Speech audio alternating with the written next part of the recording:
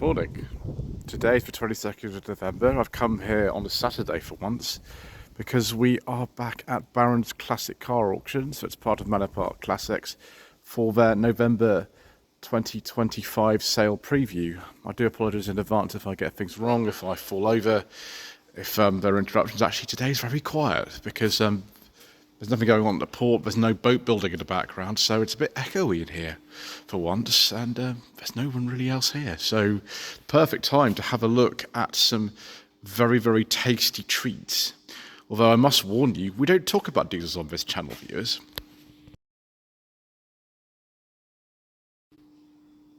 First, we've got this very, very nice Honda CRX Del Sol. I probably not with Del Sol on it because that wasn't used in this country, but they're often known as the CRX Del Sol from 1992. This is the VTI version as well. Viewers, we like these very, very much. Based on the EG Civic, in fact, the EG6 would have had the same powertrain as this. Dashboard's actually a bit different from the EG Civic. I drove one of those many, many years ago. This one looks really nice. These are quite they're quite desirable cars, these now. If the roof works, it kind of sort of goes into the boot. It's a really strange, watch out the aerial.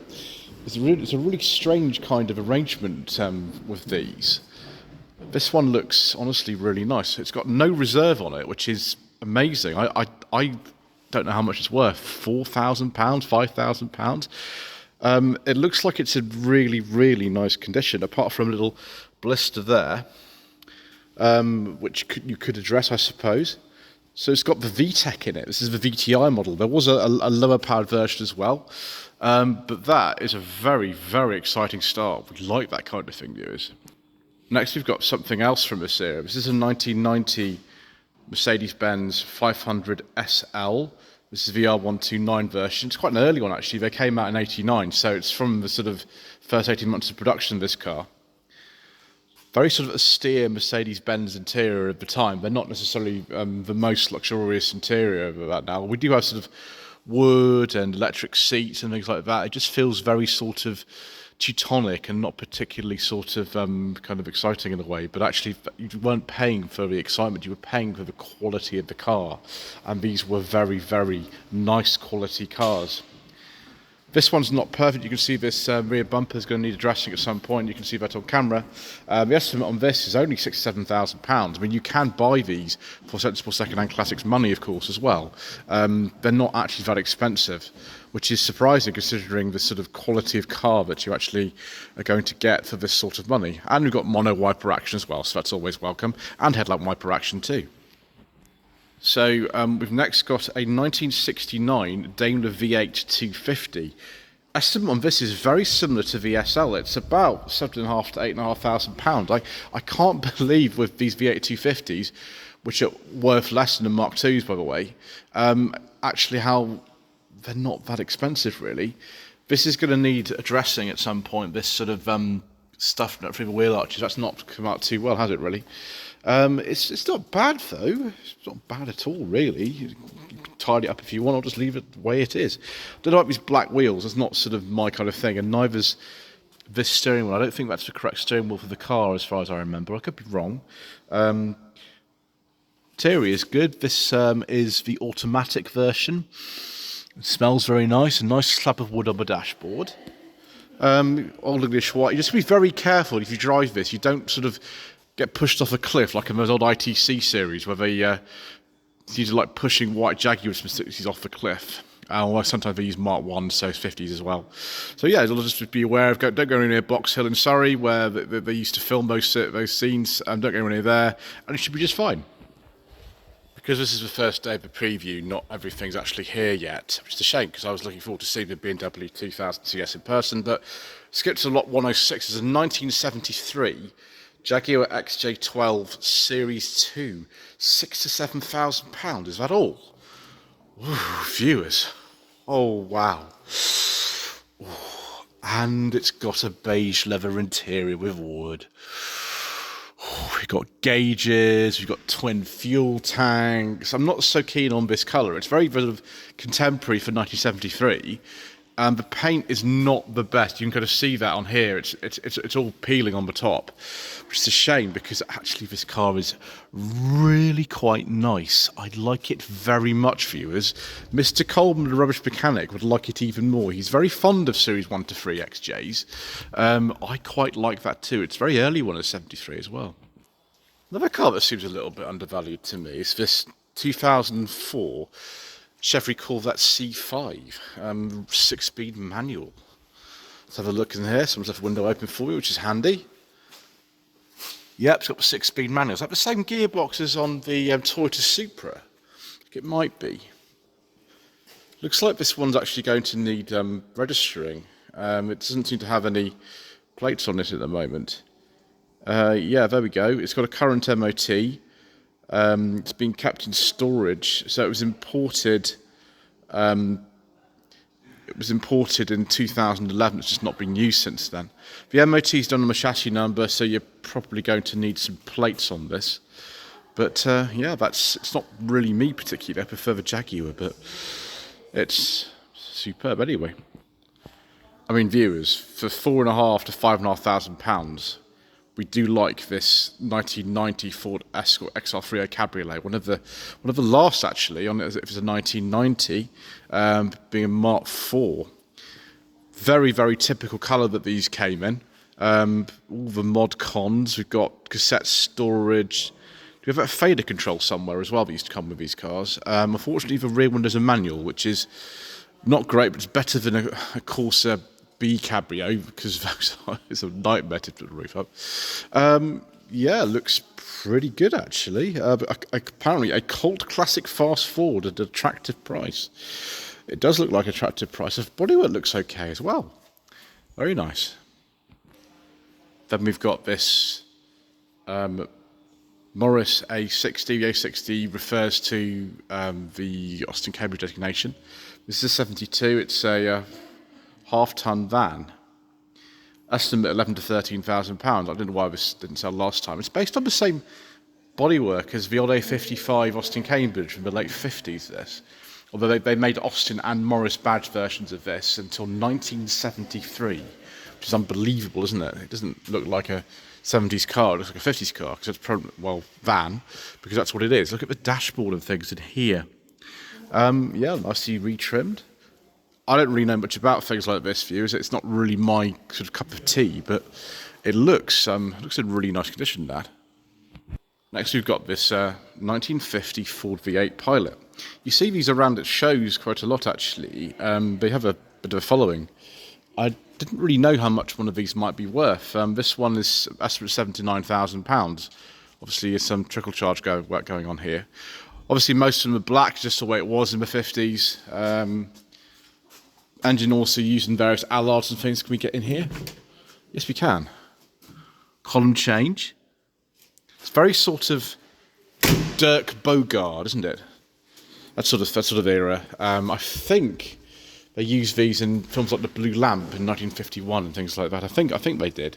It's been a while since I've seen that, but it's very much of that kind of era. Very much a pre-war looking car, although it's from the early 50s. Around the same sort of price and same sort of era as the Morris van is this 1969 MGC GT.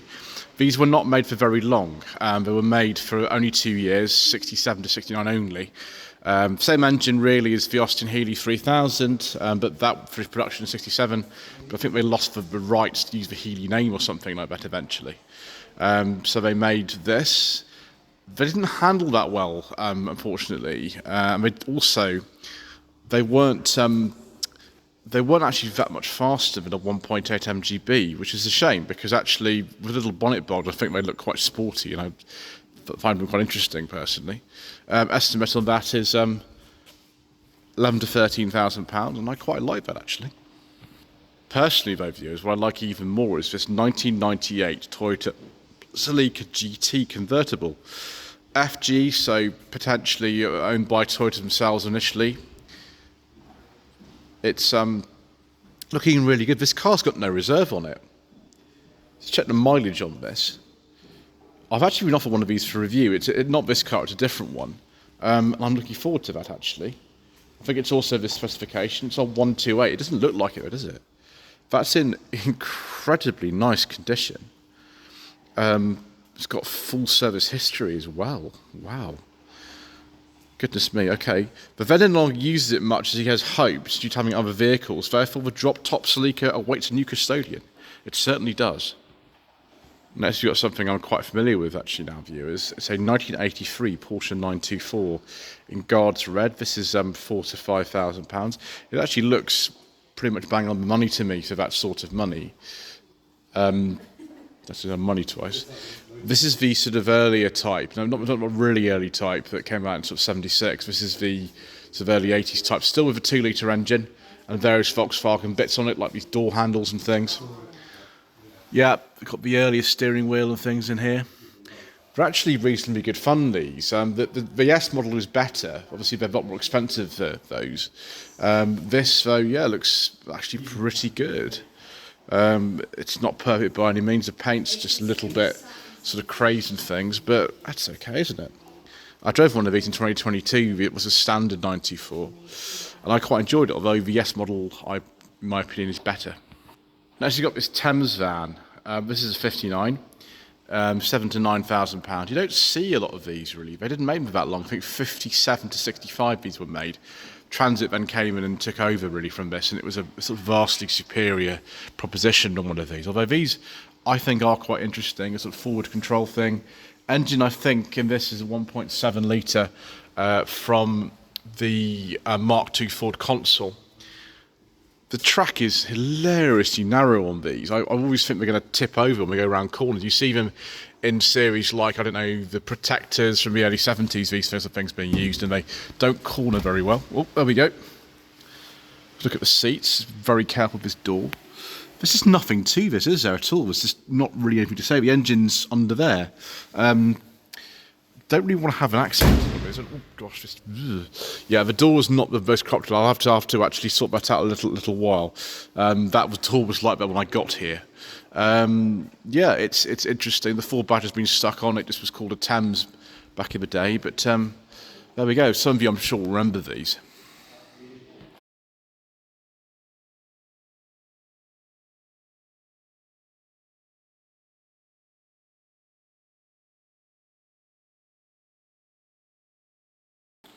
Now that's very different, isn't it, viewers? This 2002 BMW M3 convertible. Yeah, and performance and power performance with open air freedom. Well, we've got a roof on today, which is appropriate for the weather. Yeah, £9,000 to £12,000. This one is. Oh, it's got the SMG gearbox in it as well. Those can be problematic, I think. Mind you, this thing, it's in a lovely colour. It's going to be very, very quick. I can see why these are worth all this money. Someone's also fitted an aftermarket head unit to that to make it more usable in everyday traffic and things. Yeah, it's not quite my sort of thing. I prefer a beige leather interior, but there we go. This is very interesting. It's a 2001 Range Rover in left-hand drive. It's a 4.6 Westminster model. This is originally exported to the United Arab Emirates. Apparently, it didn't need catalytic converters those days there, so it's not got one. What's this worth? I really don't know. It's got no reserve on it. Left-hand drive probably wouldn't necessarily help it in our market. It's got a nice beige leather interior, which you can't see particularly well because the car is actually locked. I drove one of these last year, actually. It was a 4.6. It was a Vogue SE from 2002, I think it was, or late 2001. Yeah, I mean, P38s aren't particularly my bag, but there is a following of them these days. So viewers, next we've got this Alvis. It's a 1931 1260 TK Beetleback, whatever that means. Can't say I know a sort of huge amount about these. This one's estimated at £23,000 to £27,000. Obviously needs a little bit doing on the paintwork. Stuff like this, it's very beautiful. It's just not the most kind of usable sort of thing in the entire world. I wouldn't have thought. You need to be a real enthusiast to really want to have a go at something like this. I am sort of not really. It's a very, very nice car. It's just I don't think that's particularly me. Right, lot 120 is a 2000 Mazda MX-5. It's a pre-facelift NB. Also got no reserve on it, like a lot of the things actually this particular sale. Yeah, it's all right actually. Let's have a look down here. Yeah, I think this has been done, hasn't it? This particular sale there, so someone's actually done that, which is good. That seat could do with repair or replacement as well. These are actually, well, they're really nicely balanced cars. There's all sorts of prices out there for these. They're actually quite inexpensive to insure as well, surprisingly, sort of NA or NB MX-5. Yeah, I drove one many, many years ago. I wouldn't say no to having a go at another one, to be honest. I quite like those. Next, you've got something else incredibly old. This, well, really old, like 97 years old, this particular 1928 Humber 1440. I don't know anything about these, to be honest. It looks like it kind of needs a little bit of finishing off or tidying up. It's obviously been in storage for some years. Do we trust for Speedo on here? I don't know. Is this one of the things with the accelerator in the middle or something? Would be a bit challenging to drive. I mean, wow, look at those wheels. Yeah, again, I don't know what this sort of thing's worth. It says 79,000. I mean, I don't know. I'll have to see about that one, I suppose. Right, viewers, we're going to brave the weather outside here to have a look at this 1991 Volkswagen T25 Comet camper van. I have never heard of this particular company. Auto Homes, the Comet was a model name.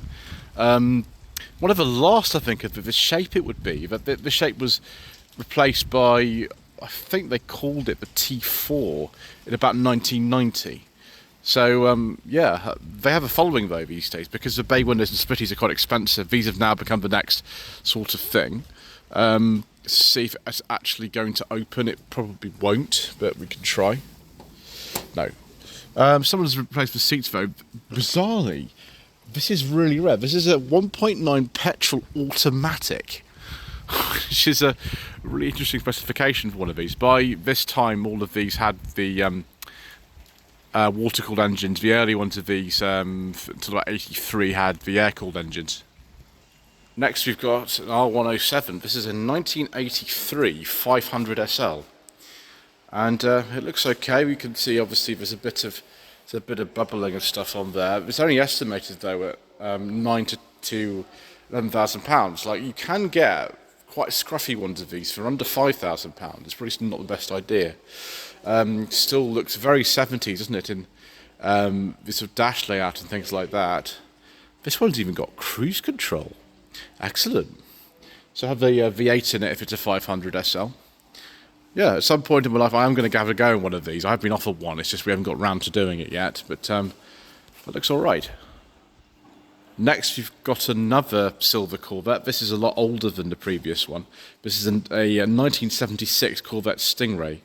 Estimate is £12,000 to £14,000. It looks ready to go, this actually. It looks in nice condition. Glass fibre looks all right. This is what's a manual? Interesting. 4-speed manual. Red leather and silver. It's imported from New York State in 2017. Yeah, it looks really good actually for one of those. So here we have something I'm actually more interested in personally. This 1985 Fiat X19. There's no reserve on this. By this stage, actually, the cars were badged Bertone as opposed to Fiat. It was the same with the last of the 124 Spiders. They were badged as Pininfarina rather than Fiat as well, so got Bertone badges on this. These were made all the way up to 1989, so they lasted quite a long time. Looks like there's a bit of sort of finishing off to do in here, but this has got no reserve on it, so, you know, that door is going to need addressing. I'll have to close it a bit later. I like the sort of two-tone effect on this. That's quite nice. Yeah. It does need some work. I don't know what this is worth, really. It's hard to say. It's a little bit on the tatty side, but it's not one of the worst I've seen. Yeah, you have to be a little bit brave to take a something like that, wouldn't you? So those are real bargains at this auction, such as this 2003 Volkswagen Golf Mark IV 1.6 SE. It's done, I think, 121,000 miles. What this will fetch, I don't know. So the SE was towards the top of the range. We've got a leather interior in this one, actually. It's got cruise control as well. I don't know, I can't quite see. But it's quite a high specification for one of these. It looks good. A lot of these are a bit all rusty and horrible now. This one's pretty good. But that, I think, is only going to fetch no budget reviews money. So next we have a 2011 Jaguar XK automatic. Estimate is £8,000 to £9,000. I drove a very similar car to this actually last year. Well, it didn't have the cream leather interior in it though. So yeah, just late pre-facelift car. So look at the mileage. It is on 93,500. Ooh, it's got the wood. Oh, viewers, this is more like it, isn't it? We like these. They're not the cheapest cars to run though, so don't think you're going to get away with the same running costs as a Ford Focus. But yeah, I quite liked it when I drove it last year. It's just I didn't like the fact that the petrol gauge was moving quite quickly downwards when I was enjoying myself. Wow. Look at this 1966 Ford Transit. That's extraordinary. It's a really early one, this. I don't think they were made in Southampton until about 1973, so this might be from the old factory in Langley. It's a really big one as well. Let's go around the other side. Goodness me. Unfortunately, because this has just come in, there's not much information about this, but we'll have a look inside to see if it's open. Yeah. Someone's retrofitted the 5-speed gearbox to this, made various improvements to the interior. Is this door open as well? Yeah. I mean, I don't have any use for something like this, viewers. I don't know what I would actually do with it, but I quite like it. It's fabulous. Obviously been designed as a sort of race support vehicle. So the mechanics would presumably ride in this. Get the door shut in a second, viewers. Why is the ignition switch right down there? Interesting. Next we've got this 1997 Jaguar XK8 convertible. There is no reserve on this. Apparently it is a project car. Left-hand drive, which again probably would put some people off. Certainly wouldn't be my favourite thing. 76,000 miles. It's come from America. A luxury Jaguar to improve, says the description. So, registered in this country in 2012. We've got all sorts of luxury things here. The roof doesn't work. Control panel needs replacing. Needs a good overhaul. I think that's right. It does need a good overhaul. Even the beige leather interior looks a bit tired, but that's okay. MOT expired in May 2025. Colour those quite nice. Next is a 2007 Mercedes SLK 280, a low mileage example of good service history. Estimate £4,500 to £5,500. Yeah, this generation of SLK is actually really affordable now. I've driven the first generation one, obviously. I haven't driven one of these. It's not really my colour scheme. I'd like a sort of, I don't know, a dark blue or dark green with a light coloured interior. But yeah, I suppose it looks good for some people. Actually, that's in nice condition, isn't it? Yeah. Sensible second-hand classics money as well. Personally, though, viewers, I'd like lot 134 a bit better. This 1964 Bentley S3, and it is amazing. And it's got a beige leather interior with wood as well. I do like a nice beige leather interior, viewers. There's the gear change there. Very similar to the Silver Cloud. It was a late for one of these, being a 64. The last year for these was the next year 65. And look at this in the back. Wow. Oh, I smell that. We've got these handles. I love these handles like this. I love those. Oh, Yes, viewers, and look at these little picnic table things as well. Brilliant. We like that very much, viewers. We'd quite like one of these, but I think the running cost would be a little bit too high for my lady wife to stomach. Don't know what this is still doing here, this 1952 MGTD Mark II Works competition model. It's very nice. Obviously an older restoration, looking at some of the paintwork and things. Estimate this time is £9,000 to £10,000. Maybe there's just not much in the market for this sort of stuff, the end of autumn, I'm not sure. So as we've got a comparison between two very different cars. One of them is this 2004 Mini Cooper R52 convertible. It looks like a very nice example actually. This is a it's £4,000 to £5,000 is the estimate on this. I mean, apart from doing a little bit of polish in some regards, it looks good. We've got parking sensors on this. Is the door open? Yeah, it is. So I think this will probably have the older R65 gearbox in it. Later on, maybe got a different gearbox. But yeah, it looks very nicely equipped. It's got the sort of colour screen in the middle as well. The low specification cars have speedo in the middle. This one's got it on the steering column. So it's quite nice. Can't believe though this viewers. We've got this 1966, although it's a 67 registration, Jaguar Mark II for £4,500 to £5,500. Sensible second-hand classics money for a Mark II Jaguar. Obviously the paint needs, well, it's all faded and a bit nasty and things. This is only a 2.4 as well, so it's the least desirable model of the Mark IIs. But yeah, the paddle gaps are bad and everything. But I can't believe this. You can buy something like this for sensible second-hand classics money. I didn't think it would be even possible. Additionally, we've got a beige leather interior with wood, so all is right with the world. It's going to need really sort of sorting out. That wood's going to need sorting out as well. Door shuts nicely, unlike some of the other cars in here, but that's good. Yeah, the paint needs either mopping or respraying or something.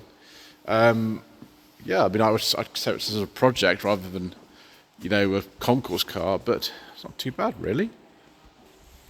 So we've got another Mini Cooper here. This one's a bit different. It's a Cooper Park Lane edition. There's no reserve on this. Again, this is an R50. It's one of the last of the R50, actually, on a 56 registration. I mean, it's one of the absolute last of the first generation of the BMW Minis. That doesn't actually look too bad. Let's just check the mileage on this. 96,000. Okay. Well, at least it's not got a Prince engine in it, viewers. We do not talk about a Prince engine on this channel because it is very, very bad. This is the old Chrysler BMW Corporation Tritec engine in here. So bizarrely, the last car we got is this Citroen C4. This is the Loeb Special Edition. It's a 1.6. What do they call it? I think it's a TU engine in it. Actually, 1.6. I drove one of these a while ago. It was the standard 5-door, I think 1.4. This presumably was an edition which was celebrating Sebastian Loeb's competition success. It's from 2007. What's it worth? I've no idea, viewers. Is this a classic car? I don't know. Yeah, no reserve. Interesting. So thank you very much indeed once again for watching. Please don't forget to subscribe to the channel, like this video and comment below. And we shall see you again very soon for some more incorrect information.